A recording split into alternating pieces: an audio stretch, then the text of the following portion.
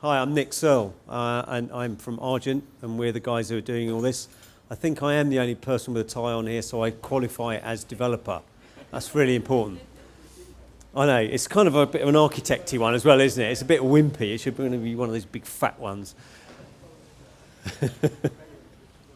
I did actually qualify as an architect originally, so I feel partly qualified to come in here and chat to you, but the importance of me telling you that actually is that Argent is a company of about 75 people, of about 40 to 50 are actually people with technical backgrounds.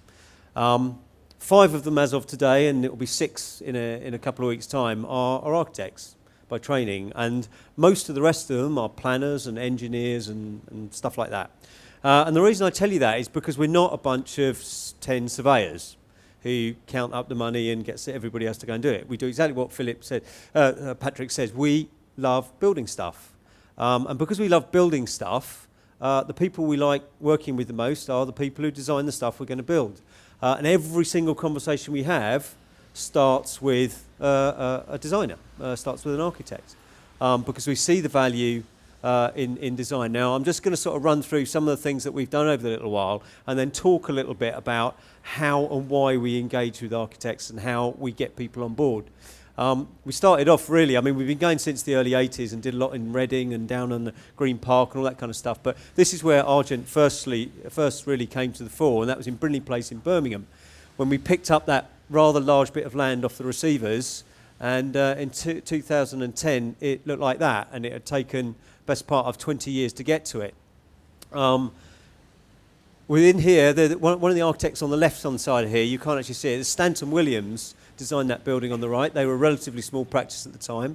Just on the left out of the picture there was a building by Allies and Morrison, who at the time were about 10 people working in Newman Street. Well, the university over there now is designed by Stanton Williams. Allies and Morrison were the master planners for the whole of King's Cross. So the first thing that tells you is we really seriously value those long-term relationships. So we work with people over very, very long periods of time. But what you'll see when I get to the end of this presentation is this place. And this is the first time we've ever worked with Carmody Group. They came along, we got involved with them, and we did this together over the last 6 months. It's been absolutely fantastic. So it's very much horses for courses in terms of what we do. These are just some of the other things we did, and this is kind of where we learned our trade about public realm and placemaking and dealing with some old historic buildings there, as well as doing some bloody great office buildings at the same time, because you do actually have to make some money out of this process. Those are the guys that we've worked with in Birmingham. There's quite a range there. Some of them are older ones, some of them have been newer to us. Manchester is where we moved to then, and we've done a lot of work in Piccadilly Gardens, Piccadilly Place. That was Piccadilly Gardens that we did back at the end of the 1990s. Big square, Tadao Ando did the bus station just on the right-hand side there. And this is the newer version, a newer scheme in Piccadilly Place that we did. That's Glen Howes we're working with there on the left-hand side, and again. And this is HKR where we did the Hive. So this is a very, really loose-fit office-type building with no air conditioning in it. Very, very simple. It's it's a bit off the beaten track, frankly, in Manchester. So it's got lower rents, and it had to be a lot looser. So we're quite open to looking at some quite large buildings, but doing them on very different kind of basis, depending upon where we are. But always with an emphasis on quality, an emphasis on public spaces around those buildings. And this is the building that we're currently building in Manchester right now. Again with Glen Howes, 1 St Peter's Square, and that will be up in about 2 or 3 years' time. So in Manchester, again, there's a list of the guys that we've worked with over the years. Sometimes when we go to these guys, we go and we get little competitions going. I'll talk about that a bit more in a minute. Other times we just think he's the right person or she's the right person for this particular job, and we give them a call. 2001, when we first got involved here at King's Cross, and it was pretty daunting. It's 67 acres. Our task was to go out and get a planning permission, and the existing landowners up here had to go and sort of get vacant possession so we could do something with it. It's been a subject of huge debate over 30 years. I think we're the 3rd or 4th version of developers that have come along and tried to make this place happen. At last, it is finally, taking off and getting off the ground. But it was extremely daunting, and it was daunting largely because of all the historic buildings that are on the site, and you can see an array of them still sitting there. That was the original King's Cross station, by the way, just there before that one was built. That's where the very first trains went.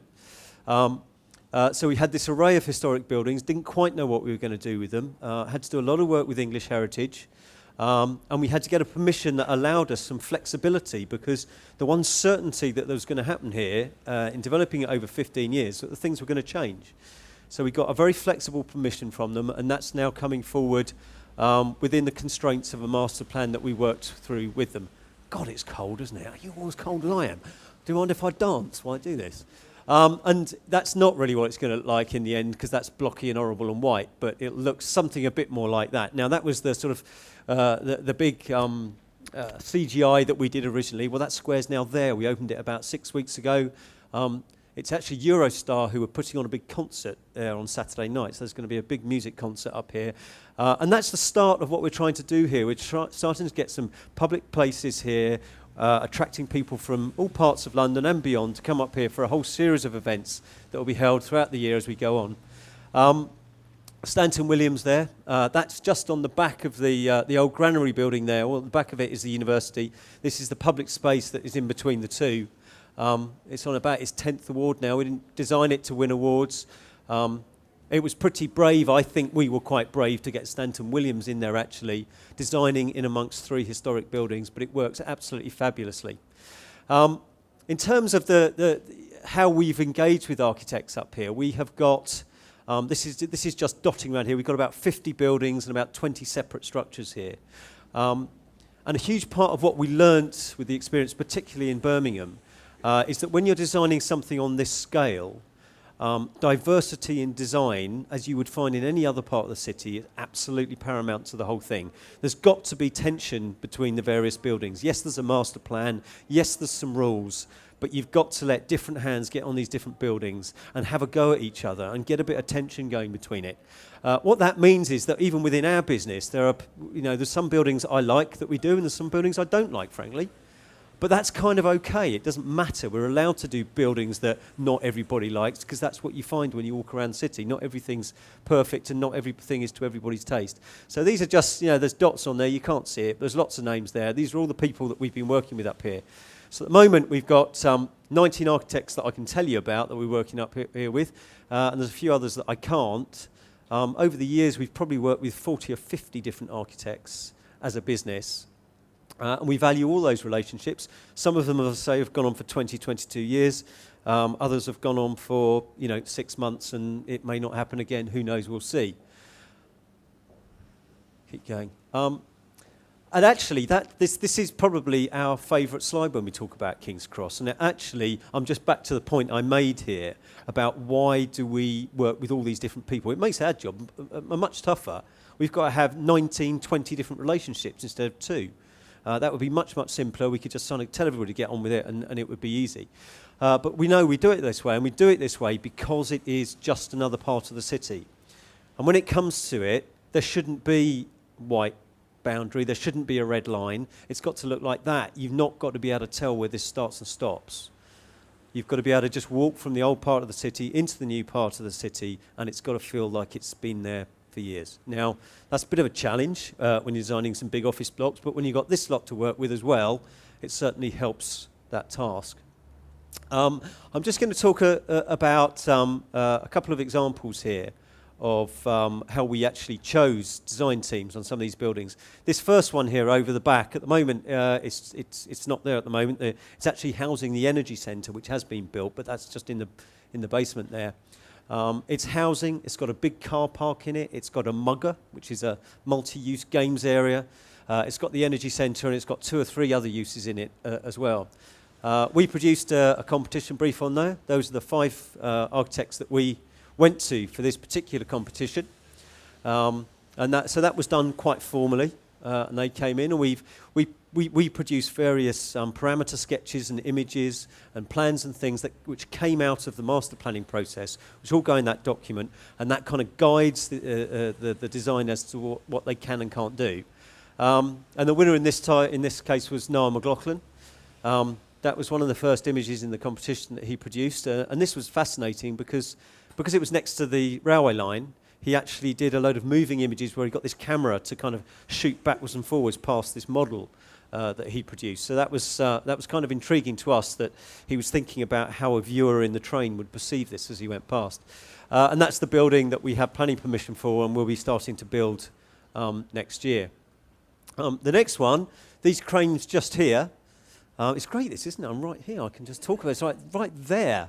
I can actually prove it to you. It's not like I'm making it up. It's there, look. This was our first proper market residential housing. And when I say first, for Argent, it was our first. We hadn't done housing before, so we were a bit nervous. We've done offices for years.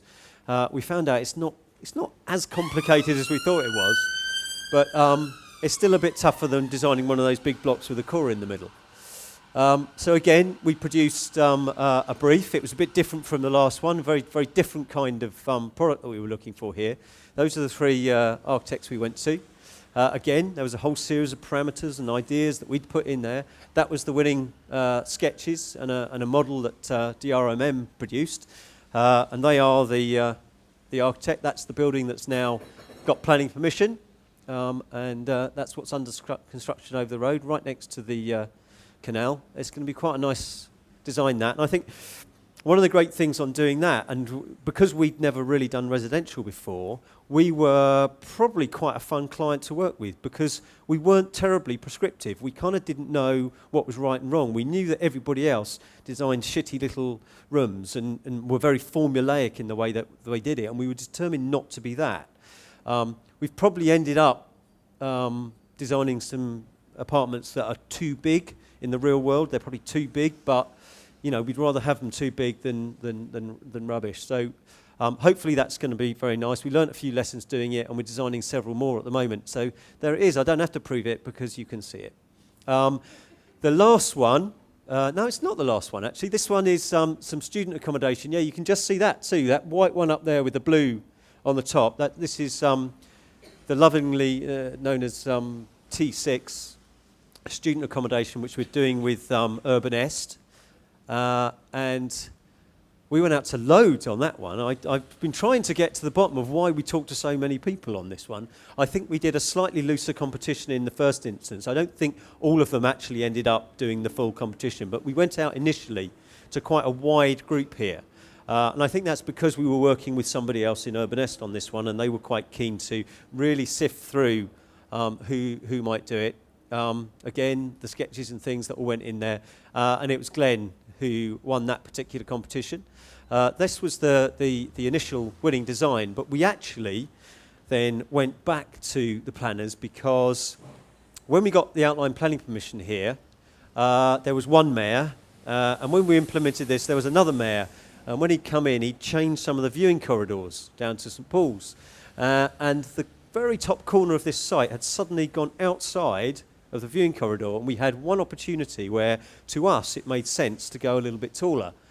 So we've actually ended up getting, for one building on the site, actually a quite tall building. So we went back outside of the outline planning permission and went back for a full planning application on a taller building.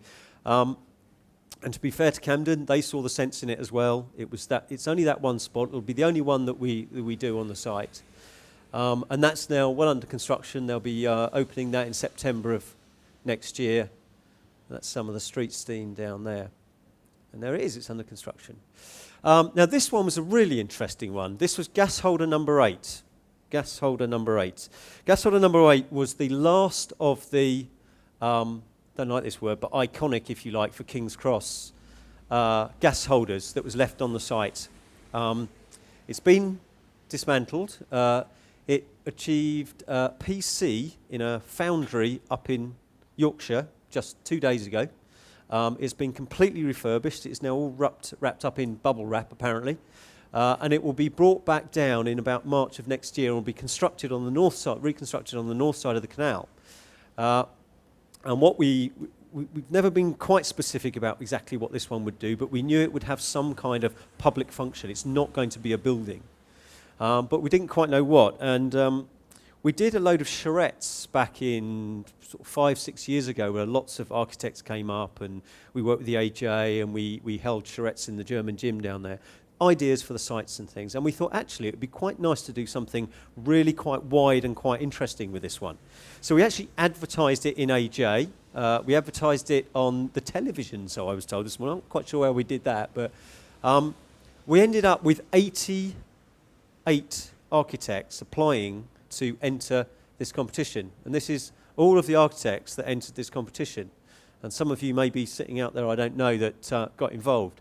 But it was absolutely fascinating process to see how many different ideas you can come up with for what you do with a gas holder.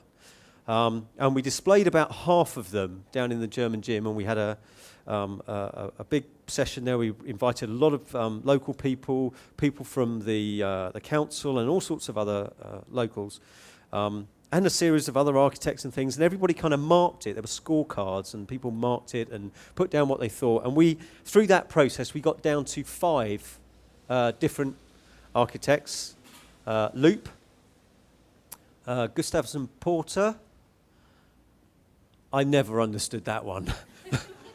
I particularly didn't understand why it got into the last 5, as if we were ever going to build that. But, you know, it was kind of intriguing. I think we were just intrigued.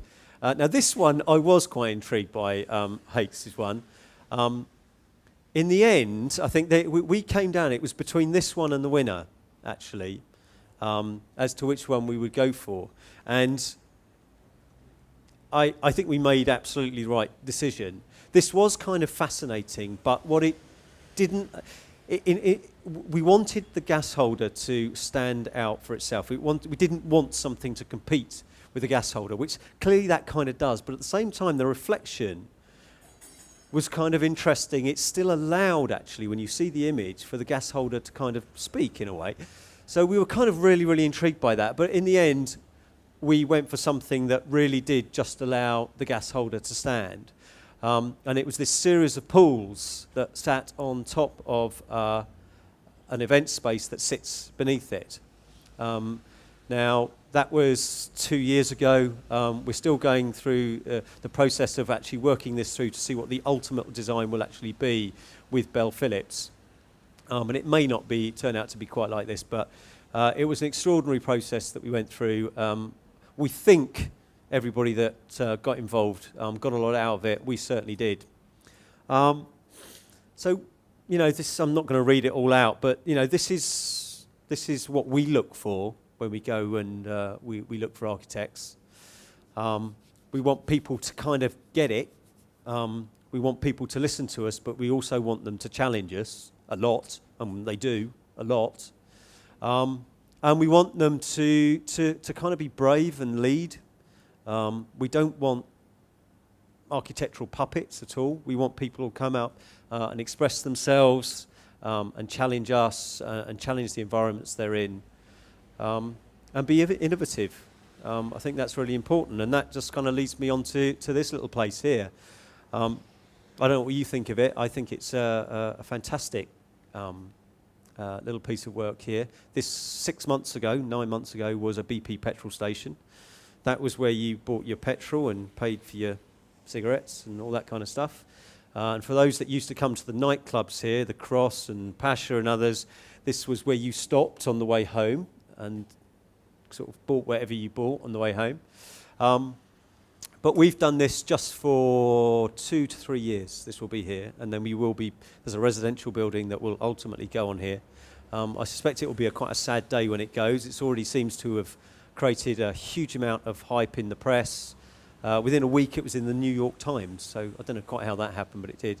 And it's really, really nice when it gets dark. So that's just a little bit about us and what we do, and the fact that we enjoy working with all you guys. Thanks.